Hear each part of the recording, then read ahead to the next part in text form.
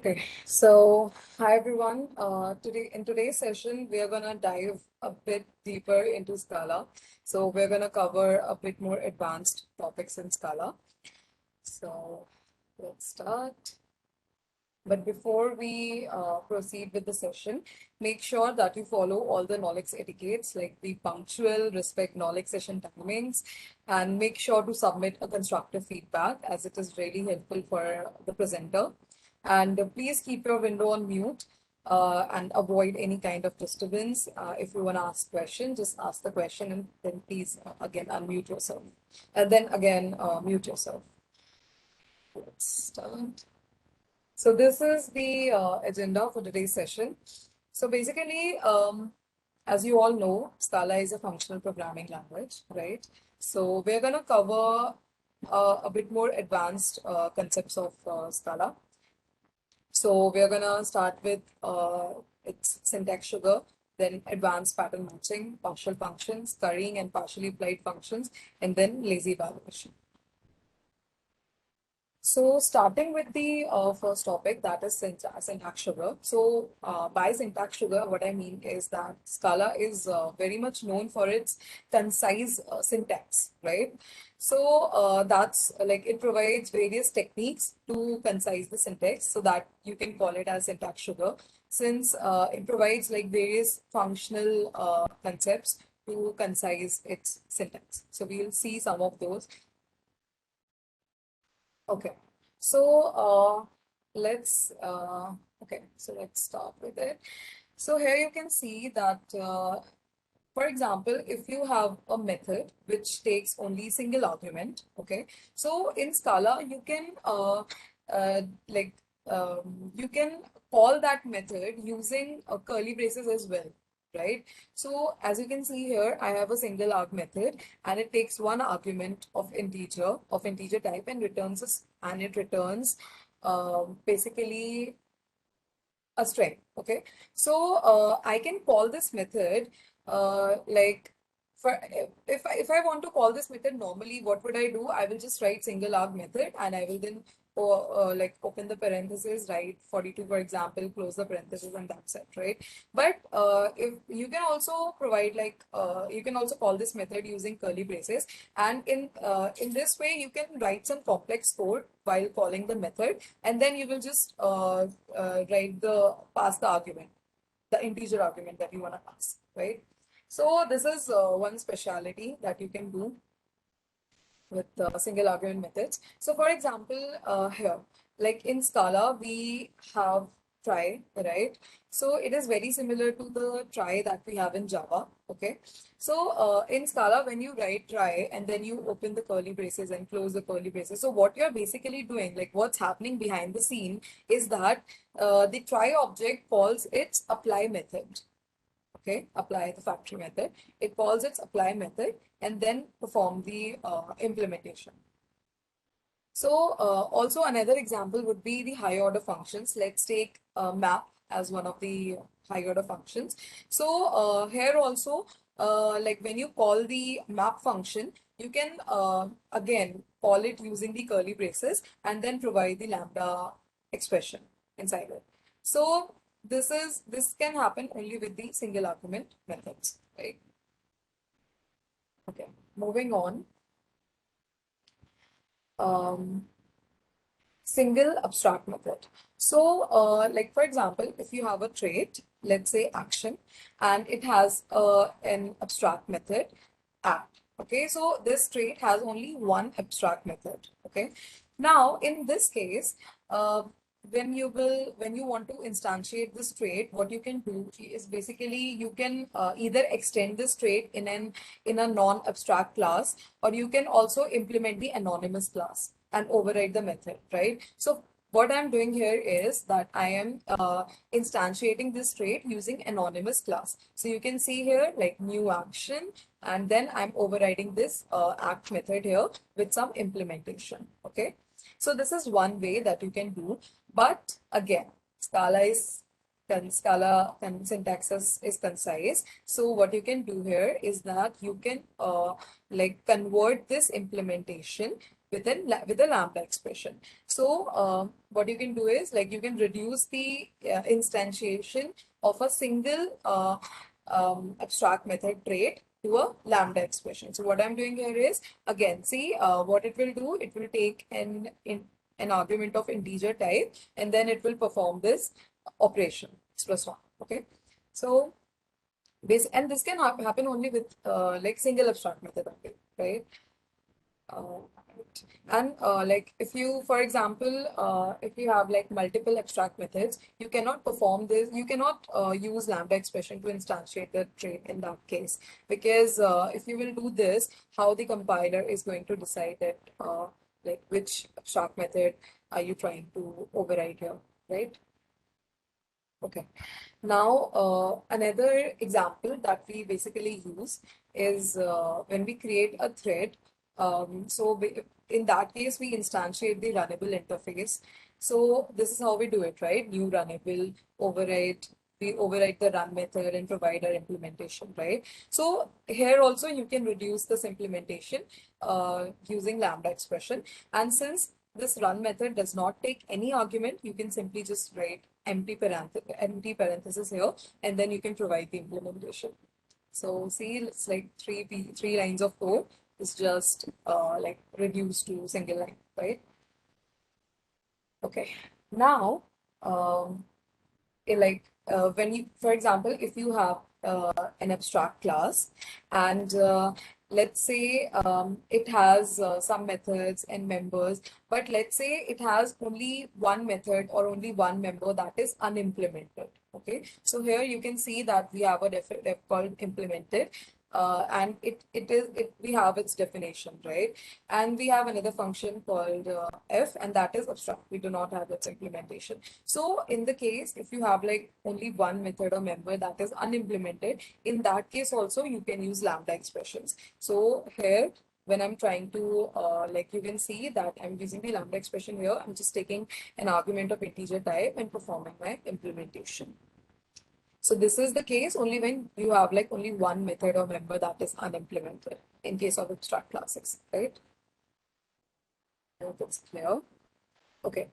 Next, syntax sugar that Scala provides is basically, I hope you guys are aware of this operator. It basically appends an element into a list. Okay. So, so what happens is that like uh, this is a method of list. Okay. So this is basically infix notation that we write here, like to and then to prepended to this list. This is just like infix notation. Okay. But what happens behind the scene, like you in Scala, what happens that when we write the infix notation, it basically takes this form, like first object, then it this operator is basically considered as a method in Scala. Okay, so basically what you do is like you write the first object and then you call this method on that first object with the second object as passed as the argument. Okay, but in this case, just uh, uh, look at this. Like this is very absurd, right? Because this operator is not an operator of int, it is an operator of list. So you cannot write like two dot then the operator and then passing the list into it. This is absurd. So what compiler do is this, it basically takes the second object and then it calls this operator on the list, that is the second object that we are passing here, and then it passed to as the argument. So why compiler did this and not this? Because the operators which are ending with colon, they are right associative. Okay, so since this operator is ending with a colon, so it is right associative. That means it will take this object first and then it will pass this object as the argument, right? So for example here, you can see that if I'm doing one, then prepended to 2, prepended to 3, and then prepended to this list. So you can see that it is basically equivalent to this, that this operation will be performed first because it's right associative, and then it will prepend 3 to it, and then 2, and then 1. So I will run all these code snippets at the end of this section. Okay. So the next is like the apply and update methods that we have in Scala are like really special methods. So for example, when you write something like when you declare an array, when you initialize an array, so you write it like this, right? Array, and then you provide its elements, right? So, but in like this is the syntax sugar that Scala provides. But behind the scene, what happens that we basically call the apply method and then pass these arguments. So this is what happens uh, behind the scene. And like if you want to update a particular element in an array, what do? You basically you basically pass the index of this array. Like I want to update the second index of this array with the value 7, right? But what, so this is again the syntax sugar, but what happens behind the scene is like the expanded form is uh, an array dot update, like we call the update method, and the compiler calls the update method, and it passes the index as the first parameter and the value as the second parameter. So if you will write this or this, you will see the same results as this and this. Okay. Now the next thing is setters. So basically here what we are doing is okay, so let's say we created a class called mutable, okay, and it has a private internal member, which is like we have its default value is 0. Okay. Now uh, I have defined getter and setter for this member. Okay. So let's say so I can define the getter like this. Like I can simply just naming it as member, and then it will basically provide me the value of the internal member.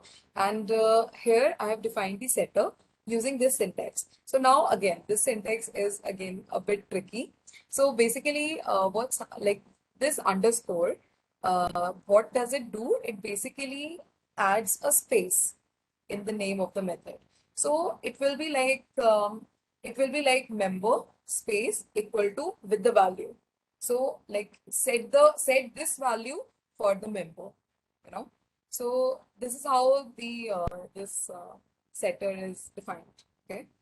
So for example, if I'm setting the value of the internal member here, so basically what I'm doing here is like I created the object immutable container, and then I'm calling the setter, and I'm assigning it the value as 42. So as you can see here, since I'm calling this method, I do not have to like write underscore over here. I can also do this. It's also equivalent. So I don't have to write like underscore over here. This basically underscore specifies the space. So as you can see here, like either I can call the setter like this, or I can call the setter like this, or I can just call the setter like this, right? So again, beautiful syntax sugar provided by Scala. Okay, so let's just quickly run all these code snippets that we just saw so that you can understand them better. Okay, so first was single argument method, okay, that we just talked about. So this is the single argument method def. It's taking one single argument, right? And we can just call this method using the curly braces, and I can write some code. I can just then pass this 42 to this method, and then what will happen? And then again, this try block also takes the curly braces, right? And the map higher order function, it also takes the curly braces, and we can simply like define the lambda expression inside it, right?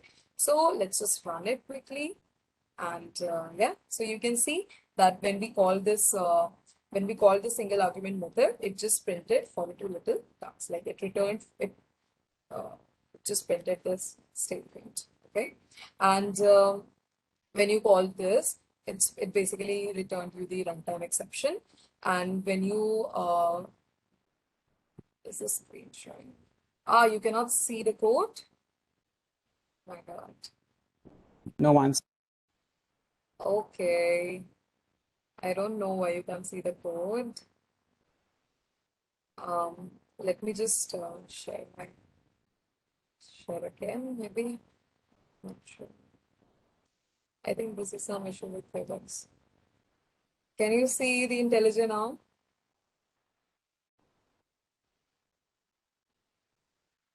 Not yet, Mansi. I see a blank screen, a black screen. My God. Okay. 1 second.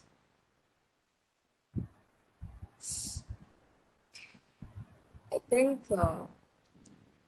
Webex just hanged on my system. It's not working. Just a sec.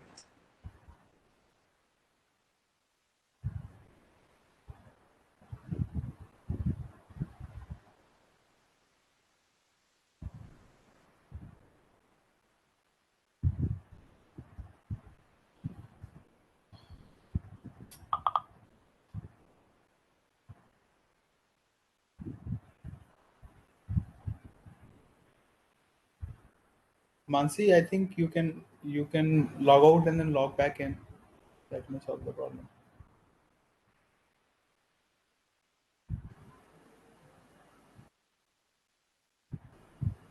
Mansi, try sharing the screen other than application. This might work.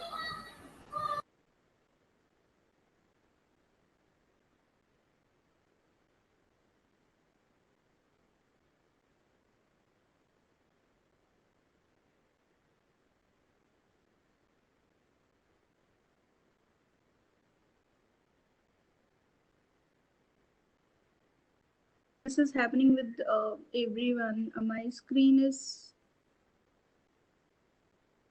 freezed, right? So Mansi, have you joined back? Can you guys hear me now? Yes, we can. Okay, great. So let's just stick to the presentation only. I have added the code snippets there.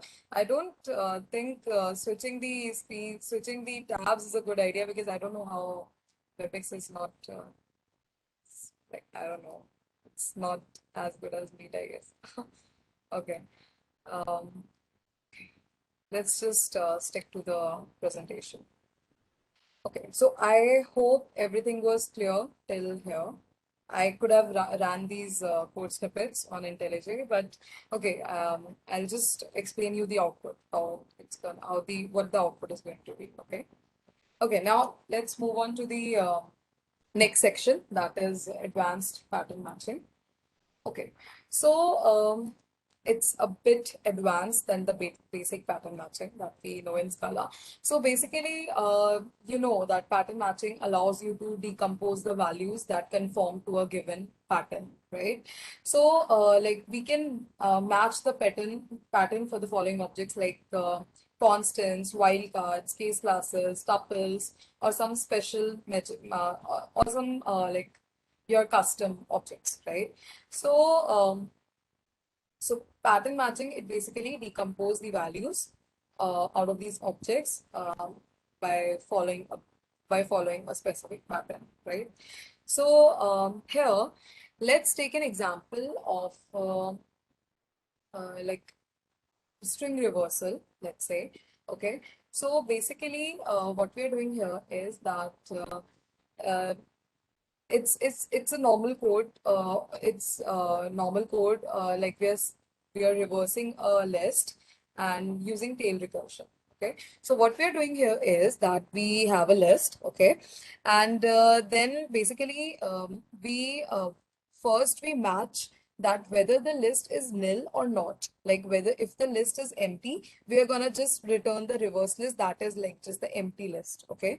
And if the list is not empty, like if it does not satisfy the first case yet, we will move on to the second case that will basically decompose the list into the first element and the rest of the list. Okay, so in the first variable, you will get the first element of the list, and in the rest variable, you will get the rest of the list, like the whole rest of the list. Okay.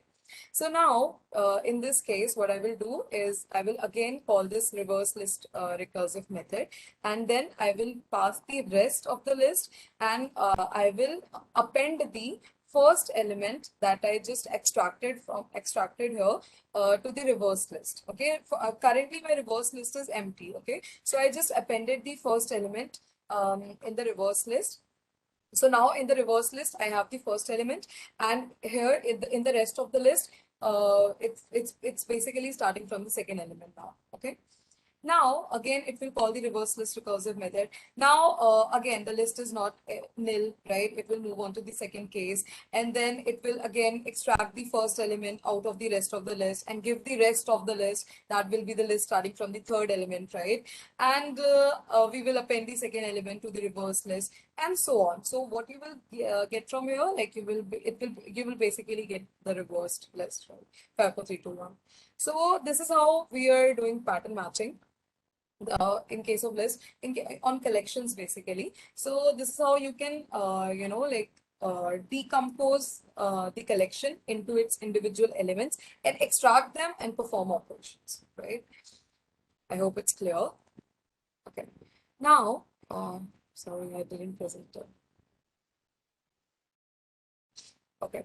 Now, in advanced pattern matching, the second example, let's take the second example. So basically what we're doing here is we have, let's say if we have a class person, okay, that basically takes age as its member. We have a class person and with a one member that is age, okay. Now, if I want to if I want to apply pattern matching over classes, we already know how to apply pattern matching over case classes, right?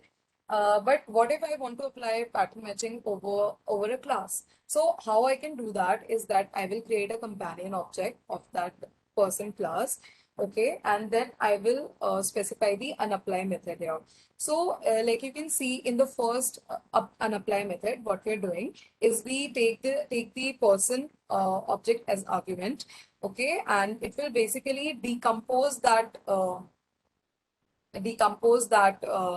person object into a tuple of string and int. In that string, we will have the name, and in the int, we will have the age. Okay. So, like we have a class with name and age as the parameters, and this unapply method will decompose that class into a tuple of string and int. Okay. So basically we have defined this unapply method here with some condition. Let's say let's say person age is less than 21. If the person age is less than 21, just return none. And if it is greater than 21, just return the person name and person age. Like extract the person name and person age and return it in the form of a tuple. Okay. So here, what you can see that we created the object of this person class. Okay, the name is Bob, the age is 25, and what we're doing here is that let's say we perform match operation of pattern match over this Bob object. Okay, and so like what we will do here is that it is basically it will match match Bob with with person, and that person should have an age and a name. Okay, so it will basically match this Bob with the person object, and it should have a name and an age, and then it will call this unapply method. Okay, it will extract the name and age from the person object, and then it will perform this operation with the extracted name and the age. Okay, and then when you will print it, you will see basically, hi, my name is Bob and I'm 25 years old. Okay. Now, for example, if you do something like this, like basically you are trying to match the Bob age. Okay, let's say you're performing the pattern match over the integer, that is the Bob age. Okay, now what will happen in this case is it will call this unapply method. In this unapply method, what we are doing, it takes an integer and returns an option of string. Okay, so again, some condition like if age is less than 21, then it should return minor, otherwise it should return major. So what will happen here is that when you will perform pattern match over the Bob's age, it will basically call this unapply method, extract, take that age from the object that you're matching, and then it will return you the string. Okay, either minor or major. Okay, so in this case, it will return my legal status is major. Okay, I hope it's clear. moving on to the next section, that is partial functions. Okay. So let's first understand why, like, what exactly, how helpful is a partial function is, and what exactly does a partial function do. Okay.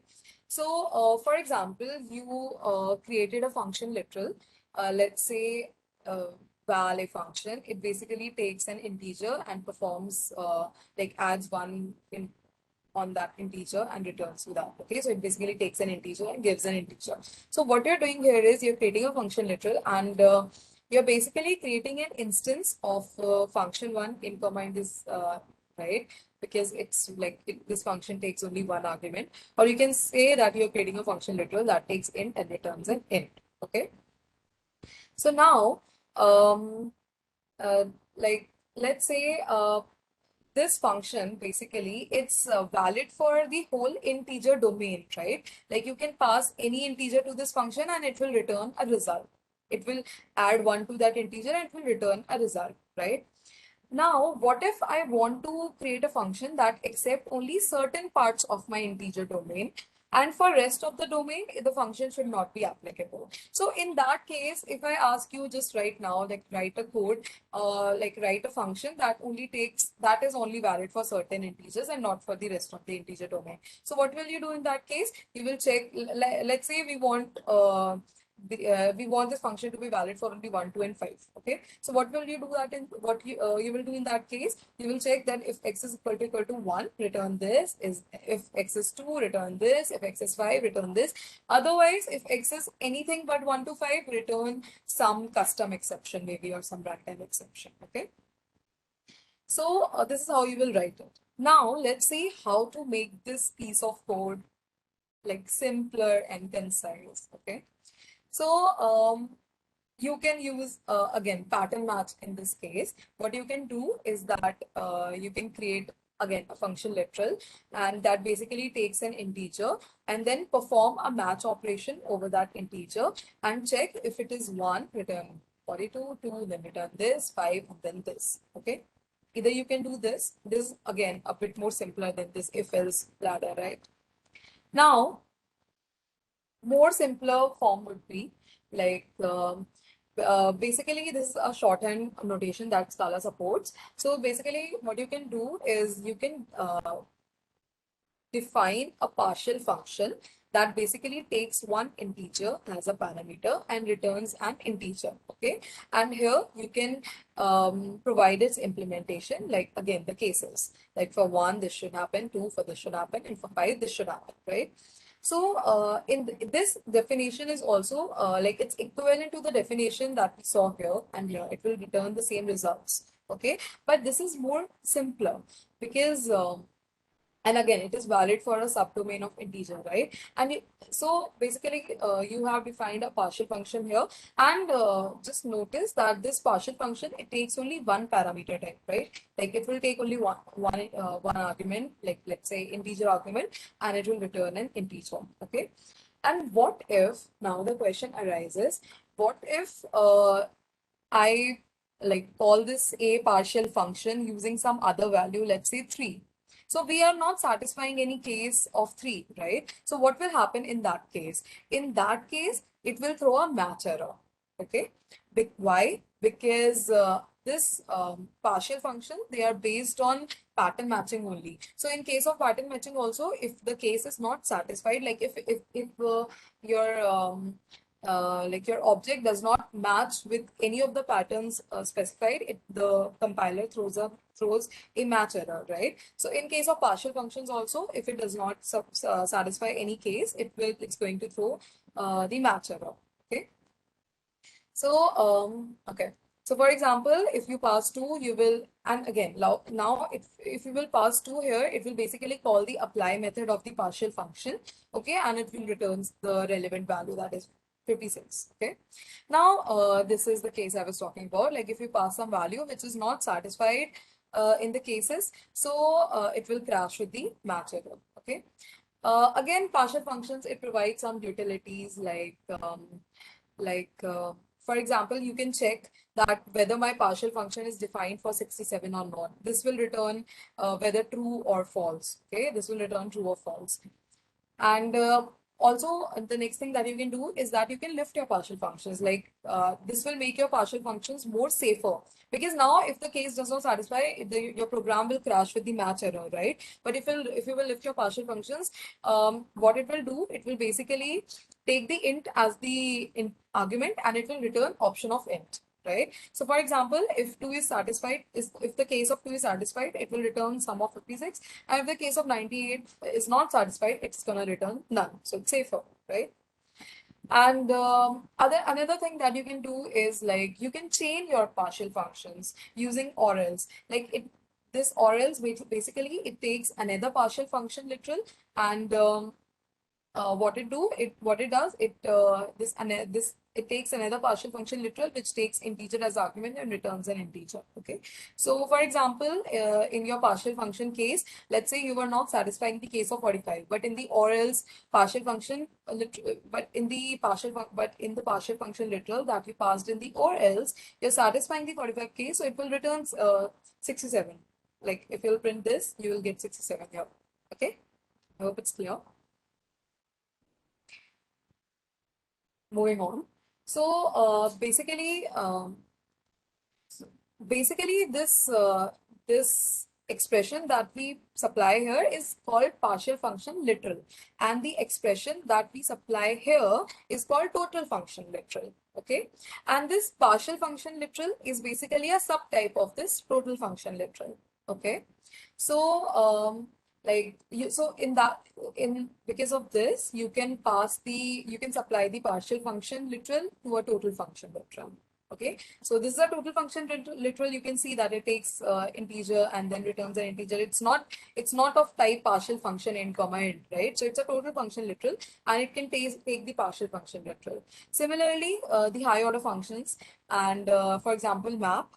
So this map higher order function, it also takes the partial function literal. So like you can see that you can simply just pass the partial function literal over here, rather than doing like list.map, then x, and then arrow, and then x match with this case or not. You can simply just pass the partial function literal over here as well. Okay. Okay, moving on to the next topic, that is currying and partially applied functions. Okay, so basically, let's take an example of curried function. Okay, so what we're doing here is that we have defined a curried function. This super adder is basically a curried function. What it does, it takes an integer as argument and returns a function literal that takes integer as argument and returns an integer. So basically, this is the argument and this is what it returns. And what it returns a function literal, which again takes an integer as argument and returns an integer. Okay, so you can like I've defined it like this. Like for example, let's say it takes an x, and then it will return this function literal that basically takes y and performs x plus y. Okay. So when you will call this curried function, you can call it like this, like let's say super adder 3. So basically now what you have done, you provided one integer as the argument to this curried function. And now what it will do, it will basically like substitute this x with 3. Okay. Now it will return a function literal that basically takes one integer argument and returns an integer. Okay. Now if you will pass 5 to this add 3. This add 3 is basically a function literal now. Okay. Now when you will pass 5 to this add 3, it will basically substitute the y with 5 and it will return 8. It will just simply add the 3 plus 5. Okay. Also, rather than doing it like this, you can simply pass the parameter list as well. Like you can call the curried function with multiple parameter lists, like you can pass 3 and then 5. But behind the scenes, this is what the compiler will do. Okay. Now, moving on to the curried methods. So here I have defined a curried method that basically take a multiple parameter list. Okay. So it's what it does. It's taking x and then it's it's taking x and then it's taking y, but it's performing a similar operation. Like it takes x and then it gives another function literal, which is basically takes an integer as argument and returns an integer, right? So these are the same, but since this is a val, it's a Karide function, it's a Karide method, okay? And how you can call it? You can call it like this. Like for example, when you will call Karide header with 4, so what it will do? It will basically it will basically returns you a function literal that is going to take integer as an argument and it will return an integer. So this 4 will substitute the value of x and it will return a function literal that will take one integer as argument. It will return the integer as output. Okay. Now notice one thing that I wanted to notice. I wanted to show you that on IntelliJ, but anyway. So here the return type is mandatory to be specified. Like you have to explicitly specify the return type here. Otherwise, if you will not specify the return type here, if you will not specify that this add4 is a function literal, what will happen? That the compiler will confuse it. With an error that with a compilation error that maybe you're not passing all the parameters. You know, it will say that you're passing the like less number of parameters, right? So you have to specify a return type over here. Okay. Now let's move on. Okay. So basically, so here when we call this method, we need to provide the complete parameter list, right? Okay, but like when we call a method, we actually need to provide the complete parameter list. But here we are passing only fewer parameters, right? So what will like compiler do? It will basically transform this method, this Karide method, into a function value. It will basically the type of this add4 will be int to int, right? Like it's taking int and returning the output as int. Okay, so basically this is called lifting or ETA expansion. Okay, let's understand ETA expansion like this. For example, you have defined a method here that basically takes x as integer as argument and increment it. Okay, now when you basically call the high order functions, you pass the function literal inside the high order function, right? But since it's not a function literal, it's a method, right? So when you will pass a method inside the high order function, what will compiler do? It will transform this method into the function value, okay, and then it will perform the map operation. Okay, so this is what compiler will do. It will basically transform the method into a function value. So here the compiler is performing ETA expansion. Okay, so the whole purpose of this is that we want to use function values in higher order functions. So we cannot use methods in higher order function unless they are transformed into function values. Okay, I hope it's clear. Okay, next is partially applied functions. Now let's go back to this slide. So I told you that here you have to specify the return type explicitly. But what if you do not want to specify the return type? I mean, Scala is a type inferred language, right? So we do not want to explicitly specify the return type. It should infer it on its own, right? So to help you out with this, what you can do is that you can add this underscore. This little underscore will basically change a lot of things. Like what this will do, it will force the compiler to perform ETA expansion on the Karide adder method and turn it into a function value. So what will happen? Like first you will call the Karide adder method with 5 passing as the argument, okay, and then it will convert that Karide method into a function value, and this add5 now is again the same. It takes an int and gives an int, but you don't have to specify the type explicitly here. Okay. Okay, moving on to the last topic, that is lazy evaluation. So basically, what does lazy vals do? they delay the evaluation of the values. Okay. So let's say I write val x equals to throw new runtime exception. Now, when I will run my program will crash here. It will return the runtime exception. Now, what if I write lazy val y equal to throw new runtime exception? Now, in this case, my program will not crash because since I added this lazy keyword in front of this val will be initialized only when it will be used for the first time. Okay, since I'm not using this y anywhere right now, so it will not crash my program.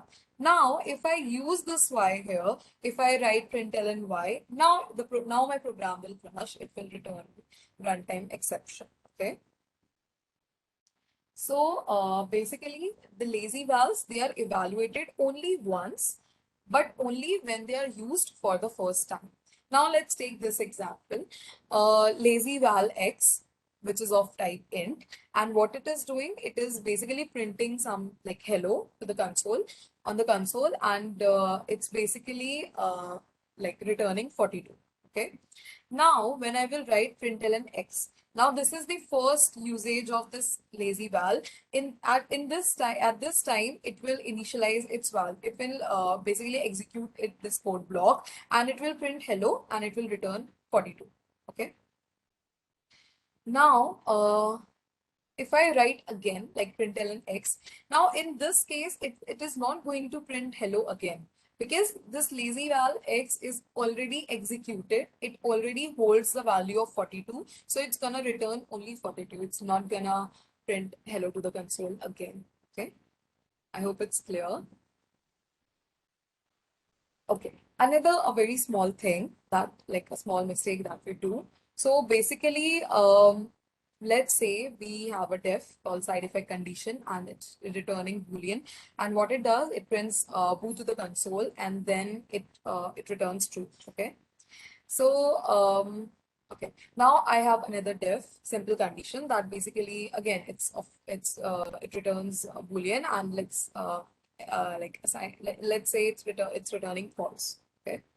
Now if I declare a lazy condition val over here and initialize it with side effect condition, this method. So basically I'm calling this method while initializing my lazy condition over here. So when I will print this statement, for example, if simple condition and lazy condition, if this predicate is true, then return yes, otherwise return no. Okay. Sorry. So basically, now here the compiler acts smartly. What it does, it first execute the simple condition and it saw that it's false. Since it's false, I do not need to move on to the second predicate, and I will simply return, no. Okay. So in this example, the lazy condition val was never executed. You will never see this print statement on the console ever. So this is sometimes this can be a bug in your program also. So you need to be careful with lazy vals, okay, because they have like some serious implications as well. Okay. So that is it from my side.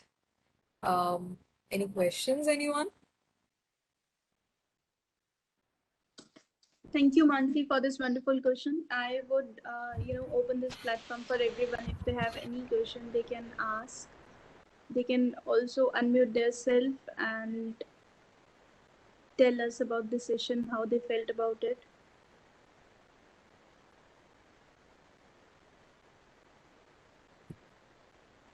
I can see the responses, the reactions I'm getting, but we would love to hear you guys. You can unmute yourself and tell about us the feedback.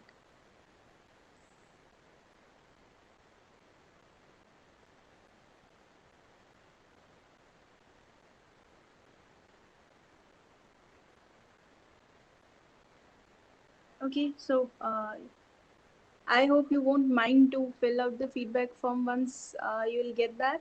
And we totally appreciate if you're not interested to speak, but would request everyone if they have any few words for Mansi for the feedback or about the session, we would love to hear that.